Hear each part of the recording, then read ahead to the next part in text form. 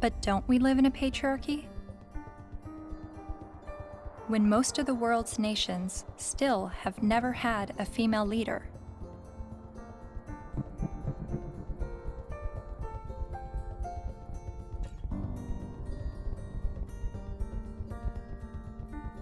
And less than 5% of CEOs of Fortune 500 companies are women. You have to look at this in a larger perspective. Patriarchy is the result of gender roles and not the vice versa. Traditionally, women's power and responsibility has been in the reproductive sphere, while men's power and responsibility was in the productive sphere.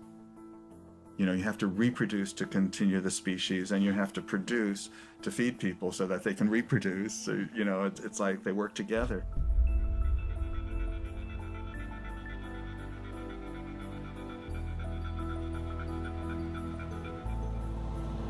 And most cultures divvied up roles because women were responsible for childbirth and were more likely to breastfeed. They're not more likely to, they did the breastfeeding. They tended to be involved in the role of raising children.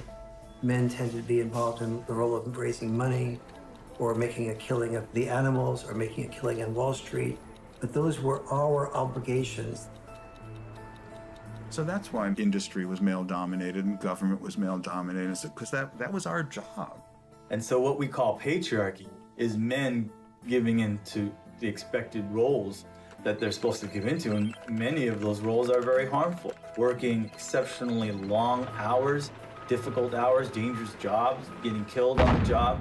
Even politics, a lot of people describe as masochism.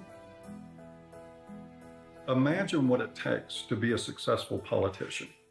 Imagine how much of your personal life that you give up, how much you work, how much privacy that you sacrifice, how much freedom in your day-to-day life that goes out the window.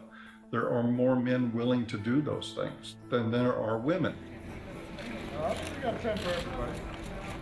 But also, just because men are the ones, for instance, writing the laws in general, doesn't mean that the laws are protecting men.